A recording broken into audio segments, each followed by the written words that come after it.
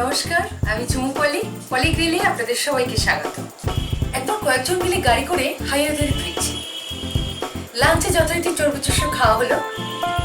ঘন্টাখানেক বাদে দিল্লিতে গাড়ি দাঁড়াতেই আমার সহযাত্রীরা ঝুপঝাপ করে নেমে পড়লেন। খোঁজ নেওয়ার জন্য কিছুক্ষণ পর আমিও নেমে দেখি খানিকটা দূরে চপ ভাজা হচ্ছে আর সবাই লাইন দিয়ে চপ কিনছে। ঘটনাটা এই জন্য বললাম, পেট যতই ভরা থাক, সময় যাই হোক, চপ খাওয়ার লোভ সামলানো খুব মুশকিল। বাঙালিদের সেই অতি পরিচিত আলুর চপ বাড়িতে অনায়াসে কিভাবে বানাবেন, আজ সেটাই দেখাবো। আমি 400 গ্রাম খোসা ছাড়ানো সিদ্ধ আলু নিয়েছি আলুর চপ বানাবার জন্য। সিদ্ধ আলুগুলো মসৃণ করে ভেঙে নিতে হবে।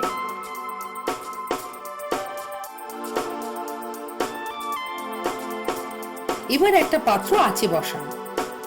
ভেঙে নেওয়া সিদ্ধ আলুটা ঢেলে দিন। মিশিয়ে ফেলুন 1 টেবিল চামচ সর্ষের তেল, 1 চা চামচ লবণ, 2 টেবিল চামচ সেঁকে নেওয়া জিরে ধনে লঙ্কার গুঁড়ো, 1/2 চা চামচ হলুদ গুঁড়ো, 1 চা চামচ আদার গুঁড়ো। সব উপকরণগুলো একসাথে ভালো করে মিশিয়ে নাড়তে থাকুন 5 মিনিট। আমি আদার গুঁড়ো ব্যবহার করছি। আপনি যদি না পারেন তাহলে 1/2 চা চামচ আদা বাটা দিতে পারেন। যদি আলুর টুকরো বড় থেকে যায় তাহলে আবার ভালো করে পেস্ট করে মসৃণ করে নিন।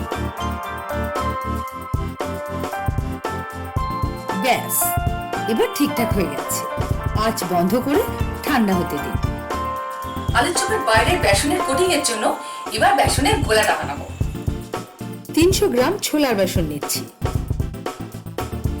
এর সঙ্গে দিন 1/2 চা চামচ বেকিং সোডা, 1/4 চা চামচ হলুদ গুঁড়ো, 1 চা চামচ লবণ। জল ঢালার আগে শুকনো অবস্থায় ভালো করে মিশিয়ে নিন।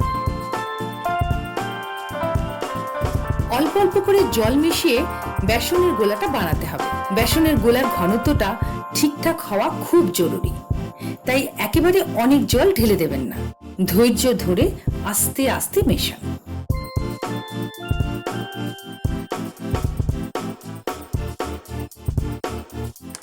ব্যাস, বেসনের গোলাটা ঠিক এই রকম হবে।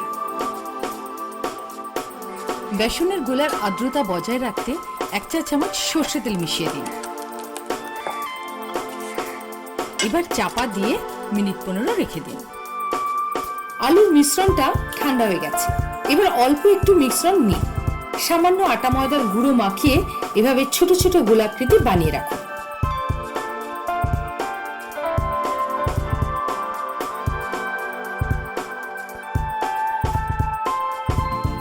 আমি এরকম সাইজের বল বানিয়ে নিয়েছি। আপনি আপনার ইচ্ছে মতো ছোট বড় বানিয়ে নিতে পারেন। আমার আলুর চপ বানাবার বলগুলো রেডি হয়ে গেছে। এবার এগুলোকে আলুর চপের আকৃতি বানিয়ে ভাজতে হবে। ডুবন্ত তেলে ভাজার জন্য সর্ষের তেল গরম করছি। এবার একটা করে গোলা নিন। অল্প আটা বা ময়দার গুঁড়ো মাখিয়ে নিন। একটা বাটার পেপারের মধ্যে রেখে হাতের চাপে এভাবে পাতলা পাতলা আকৃতির বানিয়ে নিন। বাটার পেপার থাকলে বের করতে সুবিধা হয়। আপনি খালি হাতে তালুর মধ্যেও এভাবে চ্যাপ্টা করে নিতে পারেন।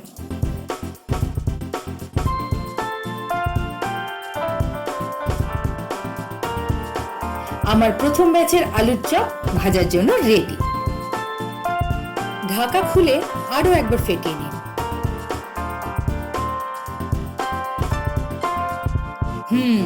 তেল যথেষ্ট গরম হয়ে গেছে। এবার এক এক করে পাতলা কাঁচা চপগুলো বেসনে ডুবিয়ে গরম তেলে ছেড়ে দিন।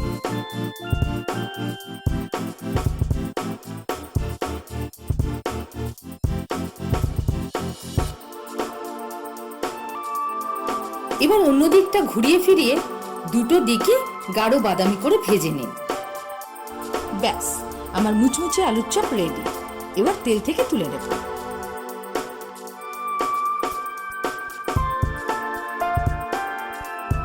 এভাবে বাকি সমস্ত আলুর চপগুলো ভেজে নিতে হবে।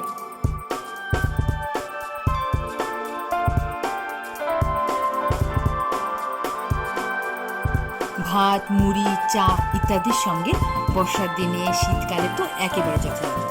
তবে সারা বছরের দিনের যে কোনো সময়ে আলুর চপ অত্যন্ত জনপ্রিয়।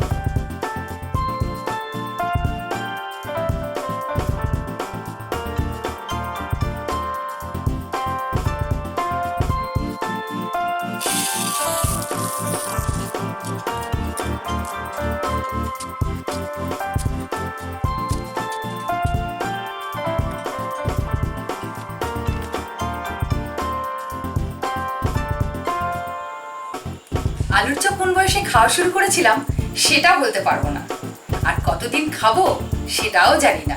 তবে এটা জানি, আলুর চপ ছাড়া চলবে না আমার আপনার সবাই। তাই ট্রাই করুন আর বাড়িতেই বানিয়ে ফেলুন এরকম মুচমুচে সুস্বাদু আলুর চপ। আবার দেখা হবে।